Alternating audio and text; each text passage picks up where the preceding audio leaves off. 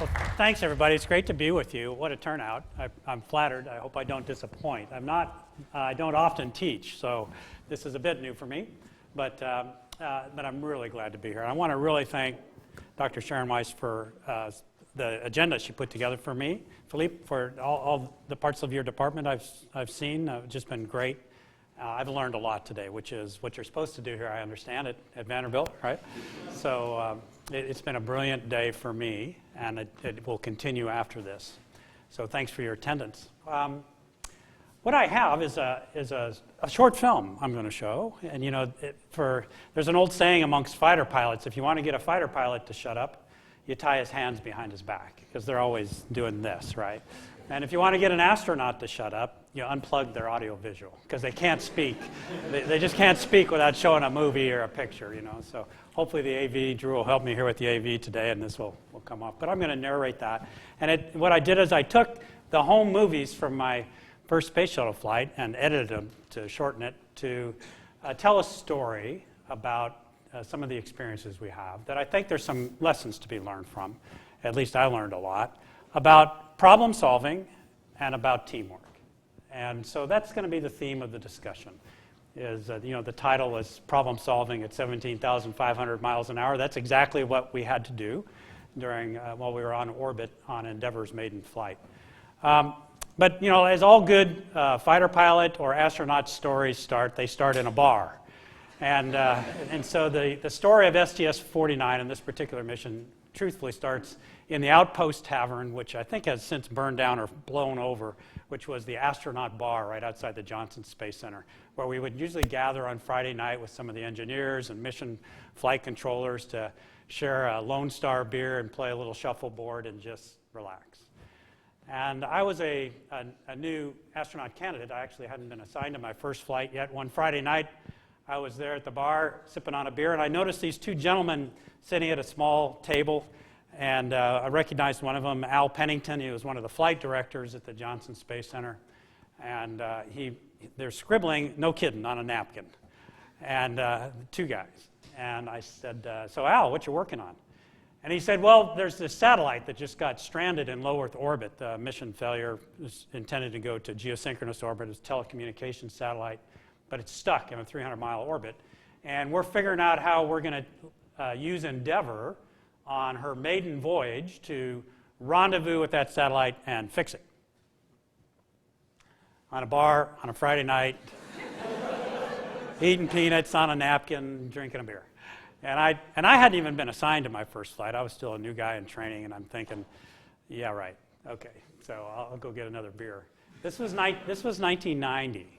And what had happened was the Intelsat Corporation had built this, Hughes had built this telecommunications satellite. It was a spinner, so one of these satellites that spun to maintain its stability. It was a big barrel drum. It had a solar array that surrounded the outside of the barrel. And so that it spun, so it was always getting lit by the sun, the various solar cells.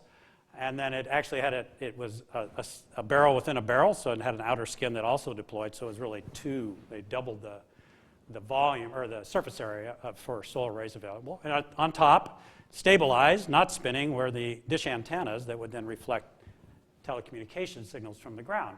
And the satellite was intent on being put in a position over the Atlantic and was scheduled to deliver the Barcelona Olympics to America, the satellite link for television. So they were launching it on a Titan 34 rocket, and this rocket was very powerful, and it could actually carry two satellites on top of it.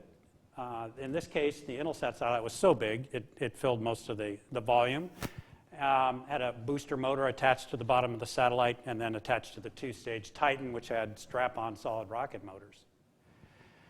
Now, the software in the Titan, since it could carry two satellites, had a very simple yes-no question that it asked once it got the upper stage to orbit. And it said, first deploy the first satellite, bing, then it would maneuver, and it would ask a question, has the first satellite left? If the answer was yes, then the software would say, okay, you may now deploy the second satellite, because you needed to do that in order, obviously. Problem was they left that software on the Titan IV when they launched the Intelsat satellite. So it got up there, And of course, the satellite is attached to the bottom of the top of the booster, and the software says, deploy the first satellite. Well, it doesn't know, whether it does, but it asks the next question. Has the first satellite left the top? And the answer, of course, is no, because there is only one satellite, and it's still stuck to the booster.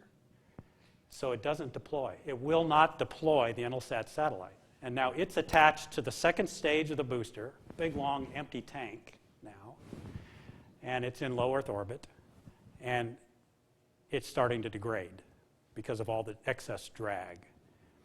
And so the ground controllers say, well, they try everything they can think of to separate the satellite from the upper stage. They can't. But remember, the satellite is sitting on top of a kick motor that's designed to take it to geosynchronous. So they say, we'll separate that plane, because we know we can send a code up to do that.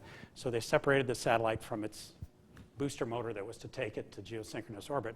And that's why it was stuck at a low Earth orbit, 300 miles up, instead of 20,000 miles above the Earth where it was supposed to be. So what Al and this other guy figured out that night in the bar was, the plan was to put a new upper stage rocket motor in the cargo bay of the Space Shuttle Endeavour, fly up, rendezvous with this satellite, send 2 people outside to grab the satellite and attach it to the rocket motor. Now, in space you can't walk around out there. You've got to be attached to something to do work. So what they came up with for an idea, which still amazes me, was one of the astronauts would go out into the cargo bay and go over to the robotic arm the shuttle had, put foot restraints on the end of the arm, stand on the foot restraints, and be lifted up 40 feet above the payload bay as we rendezvoused with the satellite. He was going to be standing up there, and he was going to be holding this bar that was about 10 feet long. Now, this satellite was never designed to be touched by human hands. So it wasn't designed to be captured and rescued. There were no handholds on it. There was nothing, and it was spinning. At the bottom of the satellite, where the booster motor attached, was a thrust ring, where the force of the booster motor would push against the structure. And it was like, if you will, it looked like a little railroad, circular railroad track, single piece of railroad tie or track bent around. It was just meant there for structural purposes. Well, the engineers had designed this big, long bar that had these 2 little claws in it and a steering wheel in the middle. And at the end of the bar was a pin that stuck out. And this was the kind of pin that the shuttle arm could grab onto. So since there was nothing to grab onto the satellite with, the idea was to attach this bar to the satellite and then grab the bar and then manipulate the satellite and set it on top of the rocket in the back of the payload bay and then bolt it on there with ratchets. That was the plan. Oh, and I mentioned the satellite was spinning, weighed about 8,000 pounds, and Pierre, my colleague, is going to be standing on this thing, 17,500 miles an hour, 250 nautical miles above the Earth, 40 feet above the payload bay, holding this giant bar that's got a steering wheel in the middle. He's going to push it gently up the bottom of the spinning satellite. As the rails come around, put the claws over the rail, and as it come around, they would trip a little piece of metal, fire, and grab the satellite. And then using the steering wheel, he was going to stop the satellite from spinning. And I looked at Al and I said, "That's the best you can do, Al." Yeah. He said it was a Friday night. Come on, So that was the plan, and that's what we trained to do for a year and a half, starting in 1991. Early 91. We scheduled to launch in the spring of 92. And piece of cake. It seemed fantastic to me. We were a crew of 7 on this flight. I was the only rookie. And so Endeavour and I both made our first flights into space together on this particular mission, which was kind of special. But it wasn't the only thing we were asked to do, though, on this flight. We were also preparing at the time. We were thinking about in 1990, 89, 90, how we would build a space station. And one of the key questions yet to be resolved at that time was, is it better to assemble the truss structure of the station on orbit? In other words, take up elements of the truss and build it in space, or to assemble it on the ground and launch it up as a whole piece. Now, the latter required a much more robust and heavier structure because it had to withstand launch loads. The latter, you could send up a lot of light pieces, and you didn't need to have that structural strength in space once you were up there. And so we were taking up essentially these large Tinker Toys, and part of the mission was to do a spacewalk, and 2 people were to go outside and assemble a truss box, just a simple truss frame, build it and take it apart, and learn about how difficult or easy that might be in space. And the final mission objective, all this on top of just ringing out Endeavour on her first flight, was at the time, the most number of spacewalks we had done from the shuttle, I think, was 2. And we knew that when it came time to build the space station, whether you did it the way I just described it, manually in space, or whether you launched it up in big pieces, you're going to need to do a lot more spacewalks to mate all the connectors and everything else. And we knew at least 3 were going to be required on every shuttle flight. And we hadn't done that before. And there's some issues with physiology, and you know, you can't have the same 2 people do 3 spacewalks in a row. You usually want to take a day off in between because it's really hard work. When you're in these spacesuits outside the shuttle, you remember you're just in a big balloon that's kind of shaped like a human being, and you're inside it because it's pressurized. And that's why whenever you see pictures of these guys on a spacewalk, they're like this. That's the shape of the balloon. Okay. You know, and when they want to do work, something as simple as pick up this bottle, they have to compress the glove against a force that wants to have the fingers like this. So they do a lot of these kind of exercises in the gym, you know, with the little hand grips. And when they want to do work and pull their arms in, the suit's trying to push them out. So it's physically tiring. You go out on these, in this case, an over 8-hour spacewalk. Anytime you're doing something, you're working. You're working against a resistive force. So the other final goal was to do 3 spacewalks on this flight with 2 certified spacewalking crews. So we had 4 people that were trained to walk, and they each had their own spacesuit, which was very unusual. Normally you just flew with two EVA spacesuits when we'd go up there. I guess the last thing I'd say before we start the film is I'm from Southern California. Grew up in the shadows of LA International Airport. My father was in the aerospace industry as an engineer. My mother was an airline stewardess back when they had those in the 1940s. So I kind of had aviation in the blood. And I'm a very proud Californian. And it turns out that's where they built Endeavour, in Southern California. Rockwell Downey, out in Downey, and final assembly was done out in Palmdale.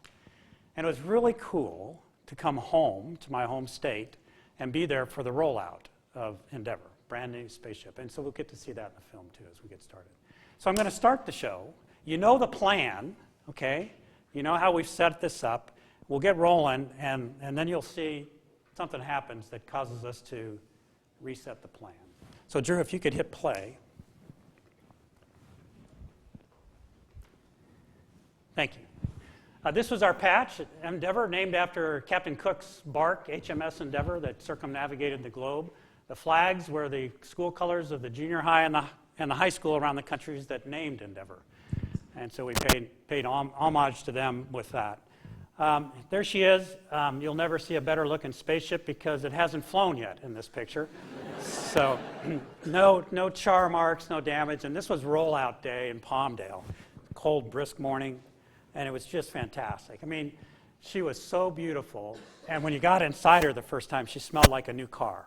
You know that? I mean, really, it was just fantastic. And I'm just so proud of the people who designed and built this vehicle. That is truly a wonder of engineering. It's the most complicated vehicle I've ever flown in and mastered the technical pieces of it. And it took me years to do that, of constant focus and attention on how to operate this thing. And it was really special to be a part of that. This is taking her out to the launch pad, getting ready for her first flight. This is the crew. Dan Brandenstein, his 4th flight on the space shuttle, veteran commander. This is a young-looking me with hair. I show this to my kids to prove that, indeed, at one time there was something above my forehead. And then we had Dr. Rick Heeb, genius software programmer, engineer, and spacewalker. Terrific. Kathy Thornton, the 2nd U.S.-American woman to walk in space. Bruce Melnick, Coast Guard, tremendous operator of the arm. Tom Akers, a school principal from Missouri, Air Force engineer and flight test engineer. And here's Pierre, Navy fighter pilot backseater, and also flight test engineer from Patuxent River. So here's Pierre training for the flight in his full EVA spacesuit, which weighs over 200 pounds, so he's got a crane holding him up. There's the bar mechanism. Here's the mass simulator. So it had all the inertial properties of the spinning satellite. The thrust ring, you can't hardly see inside there, but you can see the pin on the end of the bar. And here's Pierre not only doing it in 1G on a mass simulator, but NASA's very good about trying to simulate zero gravity operations. So here he is with the same steering wheel here, the bar in the underwater tank, the weightless environment training tank. And here would be the view. Here's the mechanical arm that he'd be standing on in space. Here's the mechanism that's going to grab the satellite. And right here's the rail, and then the little claws. And then he could fire the mechanism automatically or manually to grab it. And so he practiced this. And the interesting thing is it worked every time. It did. It worked every time. And so we were pretty confident going out that if we could get up next to the satellite that this would work. This is launch morning, walking out to the pad. Endeavour fueled on the pad, weighs about 4 million pounds, sitting there fully fueled. Kathy joking with some of the mission controllers while we were waiting to strap in. It was a late afternoon, early evening launch. We had a few weather issues, but we had a very small launch window, and the weather cleared just fine. And we got off right in the perfect time in the window to maximize our performance. T-minus 6 seconds, the main engine start, as you know, flash steam on to do sound suppression at liftoff. That's what you're seeing. And then at 0, the solid rocket motors light off. The main engines put out about 1 million pounds of thrust combined, and then the solids, about 3 million each. So you come off the pad weighing 4 million pounds with 7 million pounds of thrust. Go to right about 3 Gs of acceleration right at liftoff, which is interesting. There's, as I tell folks, when those things on the side light off, there's no doubt in your mind you are going somewhere that day. You say crushed back in the seat for about 2 minutes, and then they come off at about Mach 4, about 140,000 feet, and then deceleration. The deceleration slows to less than 1 G, and then as the fuel burns off, it builds back up to 3, and your last minute of powered flight is 3 Gs. 3 days later, we rendezvoused with the Intelsat satellite, and I'll never forget this picture. I was kind of standing behind Dan. He had done the rendezvous. My job was just kind of be the big picture guy, watch for fuel failures, any problems with the jets. I remember going, man, this is just like we trained, except it's in color, and I'm weightless. And it was amazing to me that it actually looked like it was going to work. And here's Pierre gently pushing the bar up against this spinning satellite, which we'd been cautioned over and over again never to touch because it wasn't designed to be touched. And he places the bar up there just right, and everybody on the ground said, huzzah, it worked. And then, except this young lady here, she was smarter than everybody else in the room. And in fact, it didn't. Now, I've actually skipped ahead here. We tried this on one day, failed, flew away, re-rendezvoused the second day. This is the second day. And adjusted some techniques. First day we tried to do it on the dark side of the Earth. This day we did it on the lit side. Pierre practiced a little more with the bar, got a little better sense of its inertia. And he did everything perfectly well, but the mechanism didn't work. You can see here, he actually stopped the spinning of the satellite. So the bar was engaged. The claws were firing, but the tolerances were so tight, they weren't grabbing the thrust ring. And the thrust ring you can see here is this silver ring around here. And then the clamps are here. At this point, he tried again. Bruce pulled him away from the satellite because it was clear it had lost control. And you'll see here it shortly goes into a flat spin. The ground controllers were amazing. They were able to, in both days, recover stability on the satellite with a sequence of software commands to fire certain thrusters to get it back in control. But I'll tell you, at this point in the mission, the crew was pretty depressed. And if we could hit stop here, Drew. So we're on flight day 4 now. We'd rendezvoused on 3, failed, separated, re-rendezvoused on flight day 4, tried again and failed. And bring in Rick and Pierre back in. These two gentlemen are incredibly fatigued, having spacewalked 2 days in a row. They are morally, morale-wise, in the toilet. They are just, Pierre is feeling like the biggest failure in his career. It's very, you can see he was depressed. He was frustrated. He kept blaming himself. I must be doing something wrong, when clearly he wasn't. He was doing everything better than perfect, as we had trained.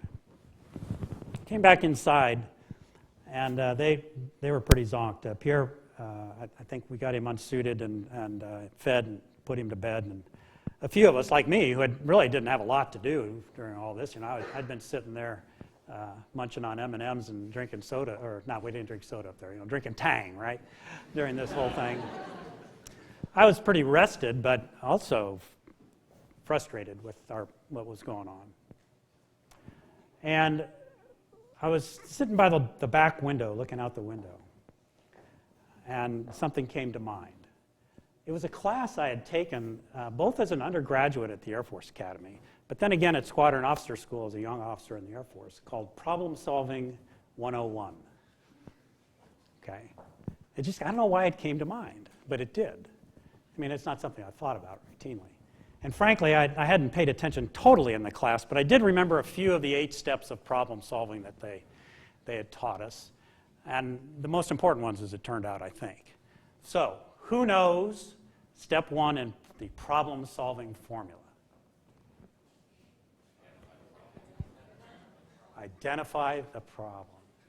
In fact, you not only have to identify the problem, you have to write it down, and you have to show it to everybody on the team, and they all have to agree that that indeed is the problem that they are going to work on.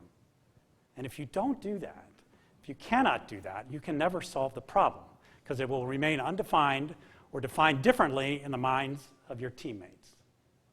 What is the problem? So it came to me. I turned to my crewmate, Rick Heeb, who had actually just come in from the spacewalk, and I said, Rick, what's the problem here? And he says, well, you idiot, the darn thing, we can't get the satellite. That's the problem. And I said, no, what's the problem? And he paused. He said, well, it would appear that when Pierre pushes the bar up against the satellite, even though the satellite weighs 8,000 plus pounds and Pierre's applying a very small force to it, that likely the satellite is moving away from him, and that the tolerances are so tight it's moving just far enough away from him that when the mechanism fires, it's missing the ring, or it's grabbing the ring and pushing off on it as opposed to grabbing it. I said, okay. And there's 4 of us on the flight deck at the time. Does everybody agree? Yeah, that sounds right. Okay. How do we stop the satellite from moving away? That's the problem while we're applying the bar. Who knows step 2 in the problem-solving equation? Yeah, solve it, right? No, you're right. You have to write a grant and get funded, right? No. Say? Close. That's actually coming, but that's a good one. We'll hold that thought. Brainstorm. The next step is to inventory your resources. What do you have? What do you have available to you? Maybe smart people. That may be one of your resources. It may be certain tools or equipment or something that maybe isn't even designed for this problem, but you got it. That's your resource. And this is a pretty finite number of things when you're up in space. You got what you brought with you. And so that's what we did next. We looked out in the cargo bay and said, what do we got out there that we can use to help solve this problem? Well, we had these Tinker Toys, right, to build a truss. So maybe we got those. That's unique. And we got a rocket motor back there, but I don't think that's going to help us with the problem. But that's about it outside. What else do we have? Well, we've got 4 trained EVA crew members, and we have 4 spacesuits. That's unique on this flight. That's about all we could come up with. So how can we use those tools to solve our problem? And we've already heard what the next step is, brainstorm. The secret to brainstorming is respect. You have to respect your teammates.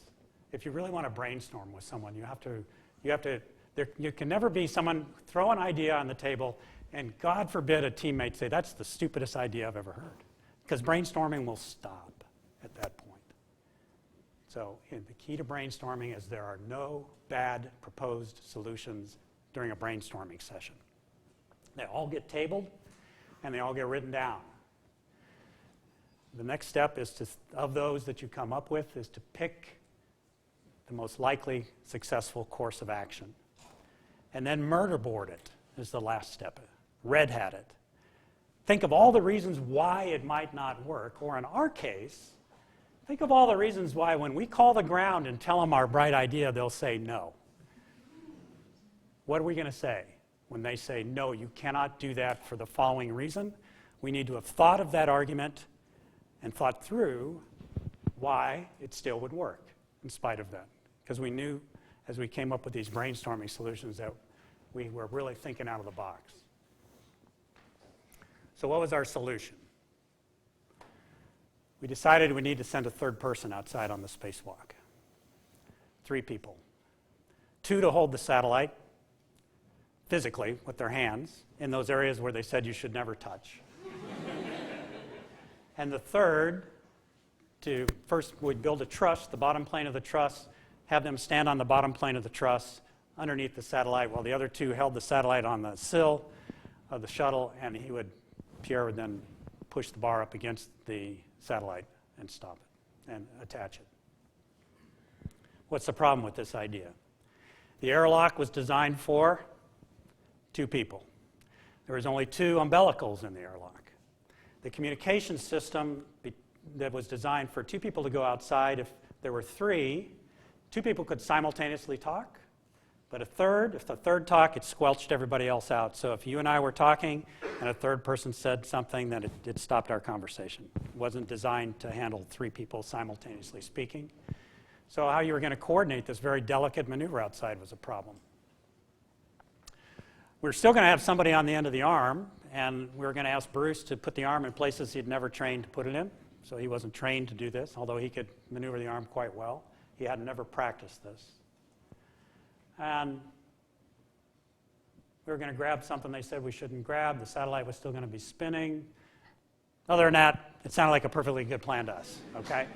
So we stayed up all night and devised this, and then we sketched it on a piece of paper, and it turned out in 1992 we were flying this really high-tech digital camera.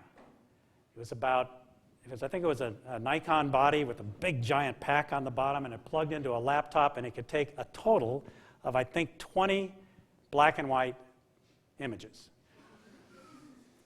And this was the first space-certified digital handheld camera. And then we could downlink those and then erase them, and then you could put 20 new ones on there to the ground. So after we sketched it, we took a photograph of that. We put it on the laptop, hit send through the KU band antenna down to the ground. At the same time, we called Mission Control and told them we wanted to share our idea with them. Well, now these guys, they know if you're awake or not up there because they can see, power drains. They know when the lights are on or off. They can tell when you're using the toilet. They're monitoring all the second and tertiary devices that lets them know that there's crew activity, and we were supposed to be asleep. So we'd stayed up 24 hours working on this, and they listened patiently as we described our idea to them. And then they answered by saying, why don't you guys go to bed and get some sleep, and we'll get back to you tomorrow. We'll get back to you in 8 hours, or 6. Take a nap. We said, fine. And we went to bed because we were exhausted. Unbeknownst to us, immediately after that, they already had 2 people in the water tank trying to come up with ideas on how 2 people could do this job differently than we had trained. They called up my friend Rich Clifford and said, Rich, get over to the water tank and get suited up and get in the water. Now, there were 3 umbilicals in the water tank. Why? Because if they were ever doing maintenance on one, they had 2 available so they could always train. They had never put 3 people in the water tank before. Rich goes over there, suits up, they put 3 people underwater, and they start working while we're sleeping. They start exercising this idea. They actually come up with a better way than we did, but it still involves sending 3 people outside. And so Drew, if we could hit play, we'll see how this works out. The next day, we took another day off before the final rendezvous and proved to ourselves that we could put 3 people in the airlock, that they would fit. We developed not a buddy breathing, it's really a cooling issue, a cooling sharing of umbilicals between the 3 astronauts in there so that they could practice what they would do on rendezvous day when they're at vacuum to make sure they stayed air conditioned while they waited to go outside. Here are the 3 people in the water tank, done only one time in the history of the program, and done that day that we were seeing if 3 people would fit in space. Story Musgrave, who I think you spoke here at Vanderbilt not long ago, was one of our brainstormers on the ground, trying to think of new and different ways to do it. And then they voiced up the procedures on the next day during the rendezvous. And if we could hit pause here for another minute, Drew. I forgot to tell you. So we got 3 guys in the airlock. They're at vacuum. They're buddy breathing, or buddy cooling. And we're coming during the rendezvous. And we're coming up to 10 nautical miles from the satellite. And it's, the way we would do these rendezvous is the satellite was in a circular orbit. We were in a slightly elliptical orbit where we were slightly below their altitude, co-altitude at one end of the orbit and slightly below at the other. That allowed us to close on them, come from below. 10 miles away, we came up to the satellite altitude. And if we do nothing at that point, we will drift under the satellite and miss it 10 miles downrange. So it was a fail-safe orbit. In other words, you weren't going to hit it if you did nothing. So at 10 miles, you had to target a burn, and target for collision. That's what you did. Then in the final phase, you did several correcting burns as you came in and got sensors on the satellite, star track data, radar lock on, do fine-tuning, 4 more burns, and then the final phase, Dan would do the close formation flying to bring us in. It's all software calculated. We're coming up on the 3rd rendezvous. We'd only planned on 2. I'm operating the computer. I program in. I've got a solution for this burn for collision. And I turned to Dan, my commander, and I said, Dan, I want to sharpen this up and run one more iteration. He said, great idea, because we were out of gas. We had 13% forward propellant left. I knew it would take 11% to do the perfect rendezvous, so we had to be perfect. I hit execute, and I got all zeros on the computer screen instead of a solution. I said, wow, I've never seen that before. Let me try it again. Type in all the data, execute, zeros, no solution. Iterated to infinity, no solution, null set. Call it ground, they're looking at it, and they're going, okay, we've never seen this before, stand by. Okay. We're approaching this point, and now you can do one of 3 things at that point. You can do nothing, miss the rendezvous, go 10 miles downrange, and the mission's blown. Or you can do a burn at that 10-mile point and go into a holding pattern for 90 minutes, 1 revolution of the Earth. Just a very small burn will allow you to do that. And then 90 minutes later, target for collision. Or you can target for collision. And we didn't have a good solution. So the question was, I had an old solution. Should we burn that or should we hold? The ground said, we're thinking about it. This is just, you can't make this up. We're 30 minutes out, and it's about time to get a decision so we can maneuver to the proper attitude to use the minimum amount of fuel to hold. When a thunderstorm, unbeknownst to us, moves over the antennas at Las Cruces, New Mexico, which is the downlink site for the TDRS satellite that we bounce our communications to mission control over, and it's raining a lot. And we lose contact with the ground. Comm out. 30 minutes. 20 minutes, no comm. 10 minutes, no comm. 5 minutes, no comm. 3 minutes. Endeavor, Houston. Houston, Endeavor. Do you want us to hold or burn? And they said, hold. Rapidly maneuvered to the proper attitude and executed the burn. Held for 90 minutes, in which time we dumped software, reloaded software, moded out of the current software into other software modes. Nothing would work. It was impossible for us to calculate a solution with the shuttle computers. They'd totally locked up. Start the movie, Drew. What happens? On the ground, this is us in the cockpit. There's Dan, he's up front, and I'm not in the scene here, but on the ground in mission control, 2 young engineers are working there. Al Pennington's on the right. He's the guy from the bar. He's the boss. He's the quarterback. Whatever he says is what we do. That's the rules at NASA. It's 2 young engineers, 25 years old about, working in the trenches there in mission control. Pop up and say, Al, we have a software program that Rick Heeb, the crew member on board, my crew member, developed before the flight that runs a different kind of software, but essentially calculates the same solution. We think we can take the shuttle data that we're getting in the downlink, plug it into this laptop, run that, and we think we can voice up the burns to the crew. The collision burn and the 4 trim burns. It's never been done before. They got an hour to decide whether they're less than that because we've tried all these other things. There's 30 minutes to go. And these 2 gentlemen that you just saw here, young engineers, stood up and said, boss, this will work. They put their reputations on the line. They put the mission on the line. It was courageous. And Al Pennington said, do it. They voiced up the burns to me. I loaded them manually into the shuttle. We executed the burns and completed the rendezvous. Again, never done before in the program. A very courageous move. There's our guys in the airlock as we approach. They actually went outside during the final approach to the satellite and began building the truss. And here we are rendezvousing with the satellite, which they've slowed the spin rate down quite a bit just to make sure it would be easier to grab by hand.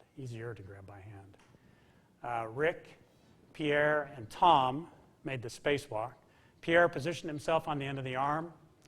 Here they are building the truss. They just built the lower plane of the truss so that they had a foot restraint, a place for Tom to stand. They put him in position to grab the satellite. And this is all done as we're approaching. We're not even rendezvoused yet. They're doing this during the final phase. Now here's the final configuration. Rick standing on the sill. Tom standing on a foot restraint attached to the truss that they built, and Pierre on the end of the arm. The satellite had drifted a little out of attitude, about 90 degrees. This is the Earth horizon, so we're 90 degrees to horizon. And Rick has the bar tethered to his spacesuit here. And the plan is to grab the satellite by hand and then maneuver Pierre underneath, hand him the bar, while Rick and Tom hold the satellite, and then have him try to attach the bar, see if it works. If the bar doesn't work, we're done. So to get over the communications issue, we had practiced inside, teaching these 3 guys who weren't used to this to learn how to say over. So when they were talking outside, they wouldn't step on each other. You know, it's okay, lift me up, over. Then someone else knew they could talk. Because remember, if all 3 of them tried to talk simultaneously, they couldn't talk at all.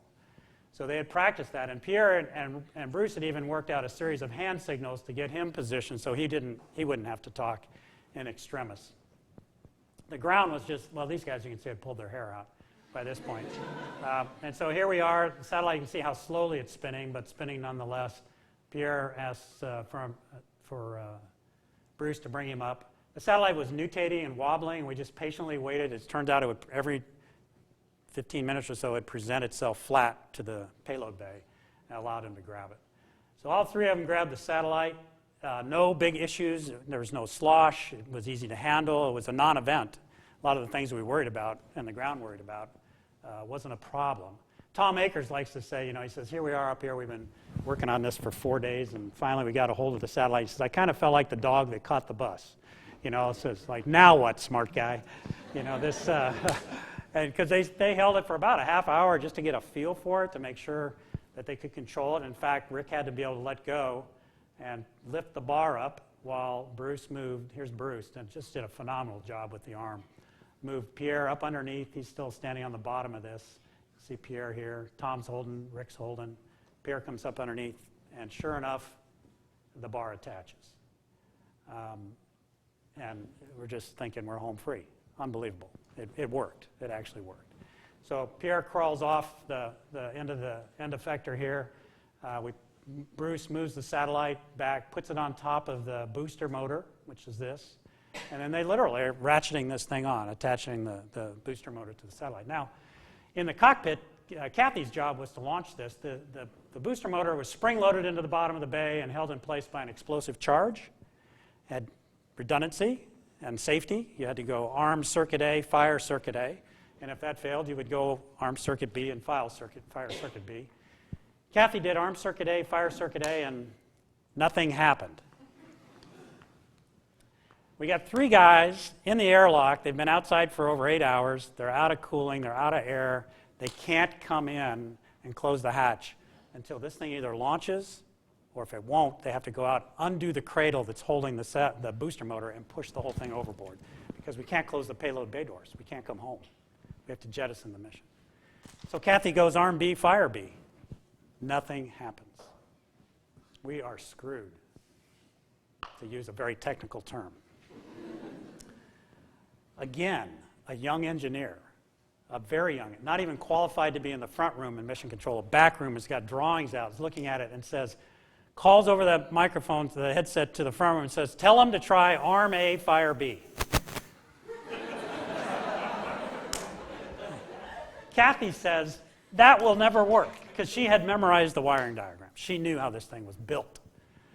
I said, okay, arm A, fire B, boom, and the thing goes. Turns out some safety person had decided that the wiring in the shuttle bay wasn't safe enough the way it was wired. They had redundancy going down the same side, so they'd switched it, and they never changed the drawings or our training manuals. And this one young, probably 22-year-old engineer, fresh out of school, scoped it out in less than 5 minutes. And when he said, this is what you need to do, boss, the boss said yes. He didn't say, bring the drawings up and show it to me. He didn't say, are you sure? He said, do it. Now, how does these young 25-year-olds convince people to do something that's never been done before? How does a crew in space convince senior management to do things that have never been done before? How does this young engineer carry so much gravitas when he says, go arm A, fire B? People do it. How does that happen? This is just going to run out and show a few other scenes from the flight kind of aggregated. You'll see them building the truss here. We actually did do the 4th spacewalk. It was only supposed to be one less than that, and practiced building the truss and then came home. All these young people were just phenomenal, and our leadership was phenomenal on the ground to allow them to do what they thought was the best thing to do. And this gets me into my discussion on teams and leadership. So, someone told me once, if you had the smartest 6 human beings in the world sitting around a table, and if no one stood up to lead, absolutely nothing would get done. And I believe that. Leadership is not about smarts. It's about stepping up. And teams cannot function well, in my view, without a leader. Now, the leader doesn't have to necessarily be ordained by management as the position of leadership. Oftentimes, the best leaders are informal leaders who rise up at particular times of crises or need to, you can go ahead and bring the lights up, Drew, thanks. Crisis or need to, without saying, I'm in charge now, but take charge of the situation. And when that happens, something else is required.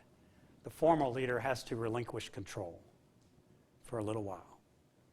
We were blessed on this flight to be led by Dan Brandenstein, a veteran Navy test pilot, fighter pilot, warrior, veteran shuttle pilot, who was no doubt the boss on our crew as our commander, who was willing to let go the leadership role when we were brainstorming on orbit and let that team work. And the ground team was led by very smart and powerful leaders, include Al Pennington, who had dreamed up this scheme on a bar napkin, was willing to relinquish his authority, his leadership, for the moments when he needed someone to step up. I could talk I have another whole talk on how to lead people, but I can summarize at least my leadership technique in one simple sentence. Lead by the golden rule. That's it. Lead by the golden rule. Do unto others as you would have them do unto you.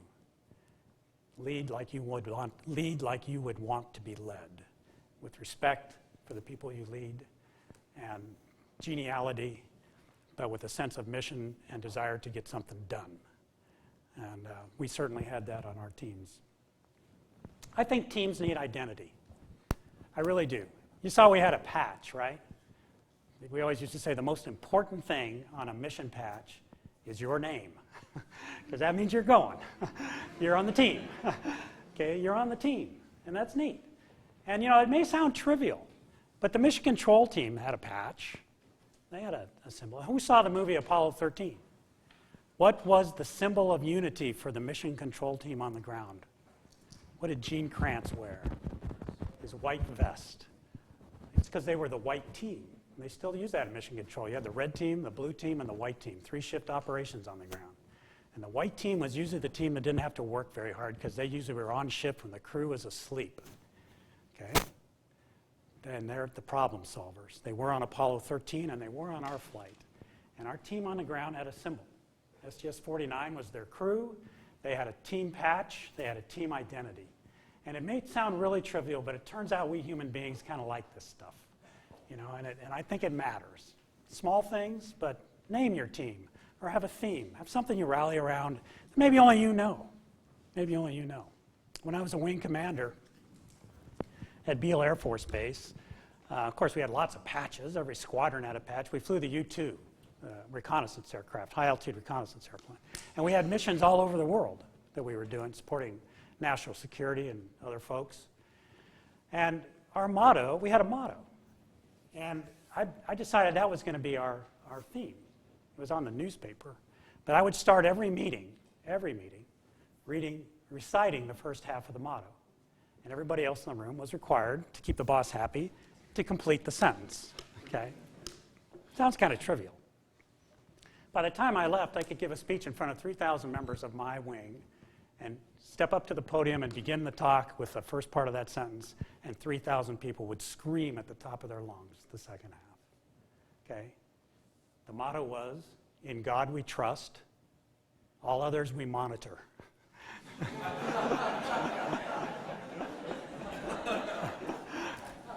And they loved it. It was, you can't believe what a unifying thing this was for the close to 4,000 people on this base. Silly. But we're human beings. We can be silly, and it's helpful. You got to have a common goal and a common mission. If the team is not all heading toward the same mountain peak, if you're a bunch of mountain climbers and you got part of your team trying to climb Lhotse while the rest is trying to climb Everest, you're not going to get to the top of Everest, okay? You got to be going to the same place. It's the leader's responsibility to describe the vision and the mission for the team. And you have to do that. And you can't just do it once. You have to constantly remind the team what it is you're trying to do. And most importantly, why. Most importantly, why. We don't come to work in the morning because of what we do. We come to work in the morning because we know why we do that. That's the essence of motivation. If you ask someone about their job, classically they tell you what they do. That's not what I want to know. I want to know why you do that. Why are you motivated to study the thing you're doing? Why do you get out of bed in the morning to go to work, whatever it is that you do? And a leader helps a team understand why they're doing what they're doing and ensures that every member of the team, whether they're the office secretary or the janitor who sweeps the hall down at the Kennedy Space Center where they prepare the space shuttle for launch, they all understand what they do is important to the why. They all own a piece of the rock, and that's a leader's responsibility to build that understanding that everybody is important to the success of the mission. I think the other thing that's important for a team to be successful is the team has to be tested. You have to test the team along the way, and you have to find ways to test them, to challenge them, take them out of their comfort zone, particularly if you're in the business of preparing to do something. For example, launch a rocket ship with people on board, or go to war, or do something very difficult. And you do that for a couple reasons. You want to develop competence in the team. You want to develop toughness. So you want to challenge them, and it's okay to fail. But they have to admit their failures, They have to stand tall to their failures, correct themselves, and try again. And then you want to build that confidence. And I would argue that's what Mission Control did every time we did a simulator. We were given very difficult problems to solve. They were part of the solution during our training, and we didn't always get it right. And sometimes it was the crew that failed in the simulator box, and sometimes it was these smart guys and gals in Mission Control who made the wrong decision or gave the wrong advice. And then they were thoroughly debriefed. They had to describe the mistake they made and why that wasn't going to happen again. These young people, 25 years old, were some of the toughest, most competent, and confident people I've ever met on the planet because they trained in a very tough environment. And as a result, when things got tough in real life, they were courageous.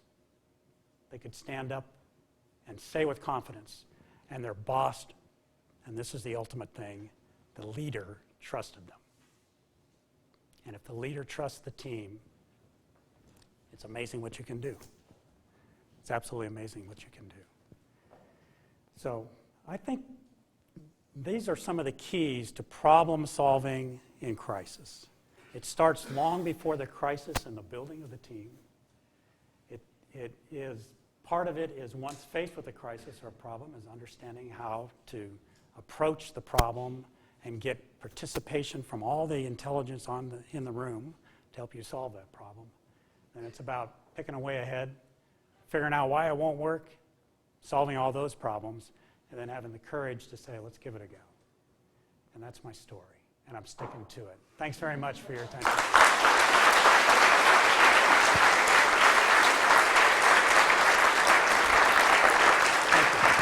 Do we have time for questions? Yeah, I do. Oh, yeah. Hey, yeah. A couple of questions. Sure. Chilton's happy to answer some questions. Yeah, and it doesn't have to be about this mission. You can ask me personal questions, spaceflight questions, anything. Because I've talked to junior high school students. They're not afraid to ask you anything. So I'll give you a nickel if you ask me something I haven't heard before. What made me want to go from the U.S. Air Force to NASA? It's kind of a long story, but it wasn't a lifelong goal. I had friends who had gone. I was enjoying my life in the Air Force and what I was doing as a test pilot.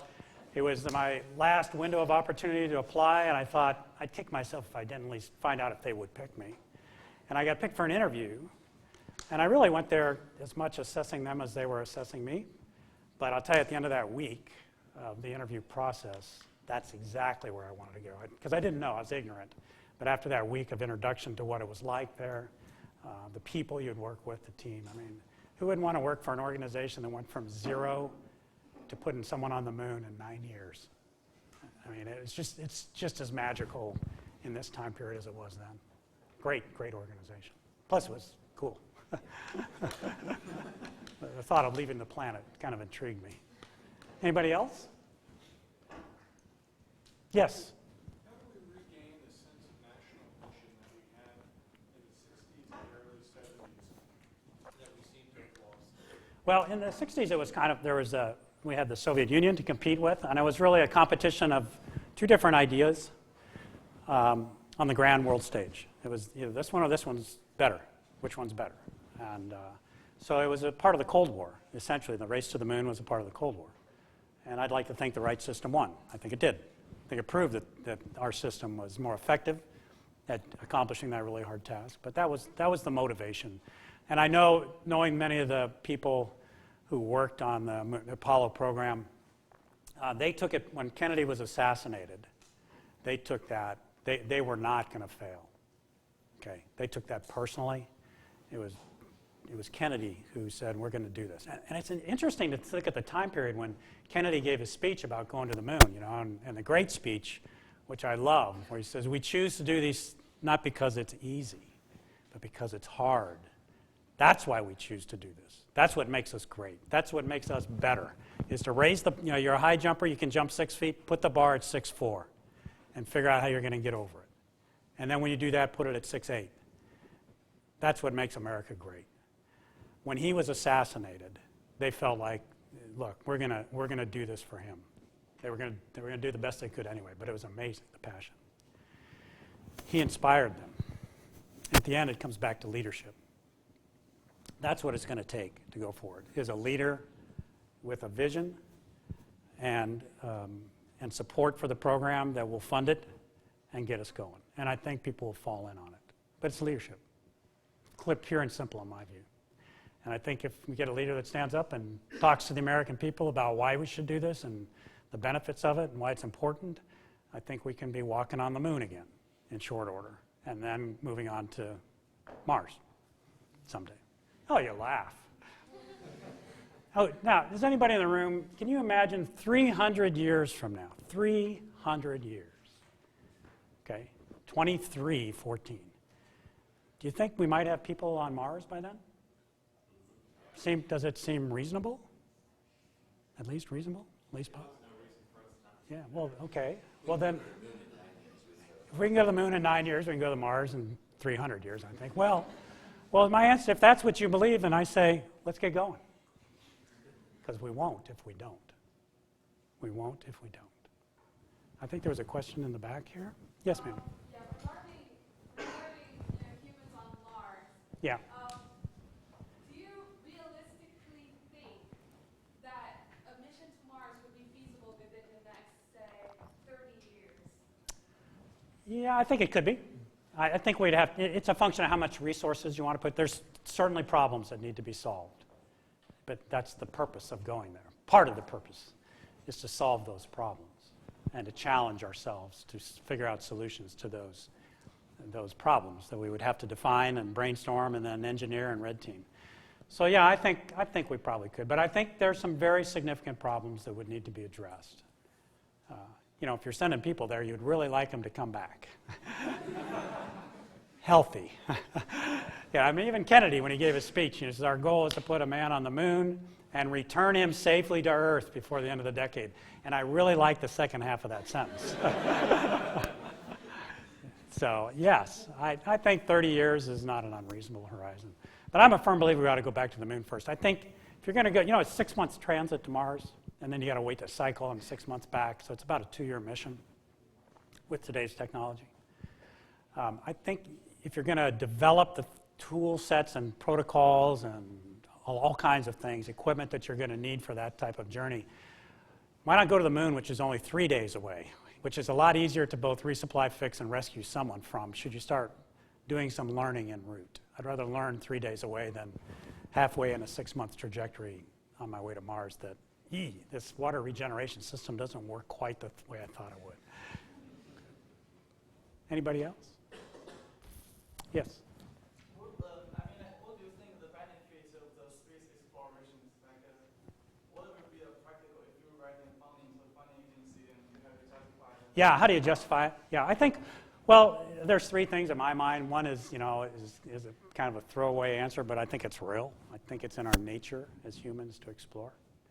And I think we're destined to do this. Okay. 2, I think when you set the bar high and try to do really hard things that require a lot of engineering that has not yet been invented yet and scientific answers to scientific questions that are not known yet, and set it as an actual physical goal to shoot at, you solve those problems, you improve life on planet Earth. And we can go into all the technologies that have spun off from the Apollo program. It's a tricky path to go down, but when you consider the requirements of what they needed to land on the moon, software, computers, remember in the 50s they only had slide rules. They only had slide rules in the early 60s too for most of this. But what they needed to be able to affect all that and the technologies they had to, and the problems they had to solve to do it were incredible. And they did. And I think there's some benefit to that to us as peoples on the Earth. And the final thing is, I think it matters from a national security perspective. I think, national security, in my view, has 2 fundamental elements to it. One is the physical defense of the nation and our way of life, our Constitution. That's what everybody in the military swears allegiance to. None of us swear allegiance to the king or any president. Our oath of office is to the Constitution, to protect and defend the Constitution against all enemies, foreign and domestic, is what I swore to. It's our way of life. That's one element of national security. Another element is prosperity.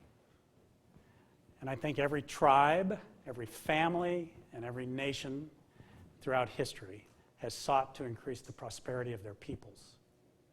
Oftentimes, they went to war to do that, took someone else's prosperity. Not a good way to do it, in my view.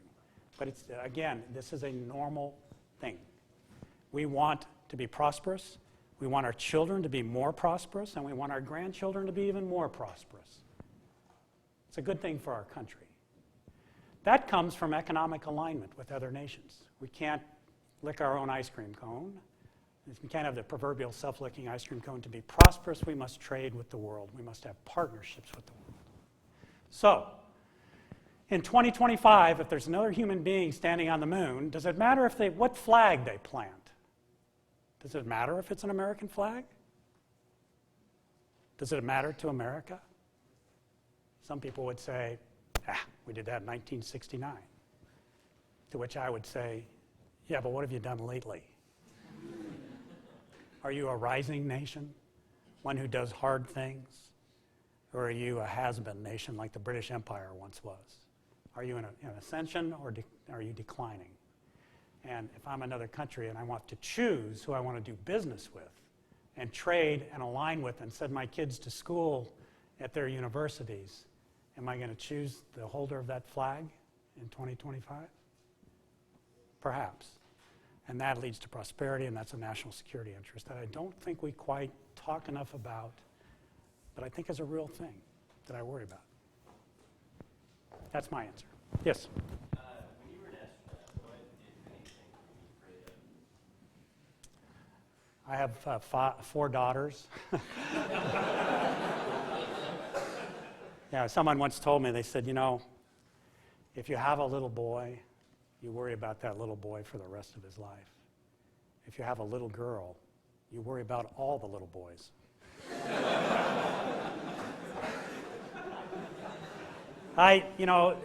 To be serious, I can honestly tell you when I on all 3 of my shuttle flights, after I was strapped in, I took a nap.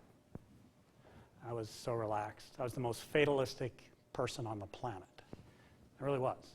And I had great trust and faith in my crew, that group in Mission Control, and even more in the people at the Kennedy Space Center who had prepared the vehicle for launch. And there's some great peace that comes from knowing in your heart that everything humanly possible to make this thing work has been done. Because that's the kind of people I worked with. Didn't mean there wasn't some risk. I knew that. I couldn't buy life insurance. That's when I first realized, actuarials, they know real risk. And they wouldn't sell me life insurance. So that's some, of course I flew post-Challenger, so the risk was more than theoretical. But I was at peace. The hardest part, and this doesn't have to do with, it does have a bit to do with fear. The hardest part for me was 7 days before launch, and I think most astronauts would say that the same thing, we had to go into quarantine. And your spouse could visit you if he or she passed a physical, but you had to say goodbye to your children 7 days before launch. And you tucked them in at night, kissed them on the forehead, and drove to work. That was hard. That was really hard. And my fear was I'd never see him again. But I didn't fear for myself. Yes? It's a big question. Today, these days especially, it's like politically toxic for leaders to want to invest in NASA, or I guess more broadly, how can these people try to change this? We need new leadership. New leadership. And the good news is in our system, every 8 years, or 4 or 8 years, you get new leadership. And even more frequently in the Congress, every 2 years there's a turnover. So I mean, you just gotta be optimistic. I'm optimistic. I think we will be on Mars in 300 years. I think we will finally wake up and realize that this is a good thing to do, and it's worthy of the trades, because there are trades to be made when you have only so much capital to invest as a nation. They're not easy decisions. It's flippant to say, well, we'll just stop doing this and do that. You need debate. You need purpose. You need someone to explain the purpose and lead and convince the American people. That's the great thing about our country. We get a vote. Convince the American people it's the right thing to do. And when 51% of us say, let's go back to the moon or onto Mars, we will. We will. That's how. Yes? This will be the last question. Okay. And it's not my time restriction, as I know you. If you got to leave, obviously, and you guys know good enough to leave. Sharon, is it okay if I just answer a few more? Okay, good. Yes. In regards to how you deal with failure. So, for example, the person who loaded the wrong software on the thing. Yeah. How do you deal with He was shot. No. No. Yeah, I don't know how that was dealt with. I mean, I'm sure it was an honest mistake. It wasn't a criminal mistake.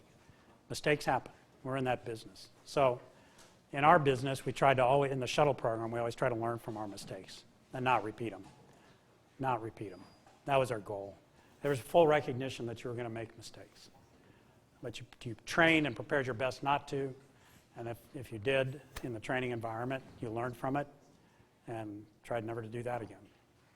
And that's kind of the way we dealt with it. No one was held accountable for the failed plan, because it really was the best plan they could come up with at the time. They weren't going to design a plan that required 3 people to do a spacewalk in a vehicle that wasn't designed to do that. There was no way they were going to do that as the base plan. So they came up with the best they could to try to capture a satellite that had never been meant to be touched by human hands, that needed to be put on top of a rocket booster going 17,500 miles an hour above the planet Earth with 2 people outside in balloons. They did the best they could. And so no one was ever held accountable for that, the fact that it didn't work. But we learned. I think there was one up here. Yeah, it's a softball question. Of course, as you described outer space, but also experience. But what was on your bucket list if you had one? As soon as you got this picture, like, I have to try this. I'm going to do this. This is what I'm. Yeah. What's next, huh? What's on the next line down? It probably best described like that. I don't know what was next on my bucket list. I don't think I had one then. I was just happy to do that. But launch is such a indescribable experience. But it's close to when you were a little guy and you maybe had your first ride on a roller coaster. You don't even have to be a little guy. Your first ride on a roller coaster, no matter how old you are, it's a pretty terrifying experience when you come over that. As you're going up that hill, there's the anticipation, and you're coming down the backside, and you're thinking, there's no way we're turning that corner. We're going right through the bottom of that track. You just know it. If you're sitting in the front car particularly, but you turn the corner. And then you get to do it, and then you finish the ride, you're terrified, you're thrilled, and the first thing you do, at least I did as a kid, is I went to my father and said, can we get back in line? And that's the first thing I said when the engines quit on my first flight. I turned to Dan and I said, hey, Dad, can we do that again? And he got it. I wanted to do it again. I knew it was pretty unique and special. I'd hoped I could. And so that's why I did it again and again. And then I decided not to do it again after that. I actually had an opportunity to fly a 4th flight. But at the time, the opportunity to return to the Air Force line was offered as well. And frankly, I looked at myself and said, why are you doing this? And I concluded it was first getting more and more towards selfish reasons. So a lot of people think astronauts are heroes. Astronauts do not. They are just people who have a job to do. And oh, by the way, they love it. They want to be there. When I was laying on my back on Atlantis for this launch at 3 a.m., sitting on top of 4 million pounds of high explosives, there is no place I'd rather have been on the planet. I was happy, content. Couldn't wait to leave. 3 miles away, at 10 minutes to 3 in the morning, my wife was escorted onto the roof of the Launch Control Center. It's cold, no breeze blowing, pitch black. And in her right hand, she has a 6-year-old daughter. In her left hand, she has a 4-year-old daughter. My friend Kevin Kriegel is holding our 2-year-old daughter in his arms, and my wife is 8 months pregnant. Now, who's the hero in this scene? It wasn't me. And I couldn't have done what she did. I could not have stood there with 4 babies, and watched her on top of, I don't have the courage to do that. I just can't imagine how hard that had to be. But she did it. She did it 3 times. So that's enough. She's been courageous enough. Hey, thanks, guys. I know you probably got things to do.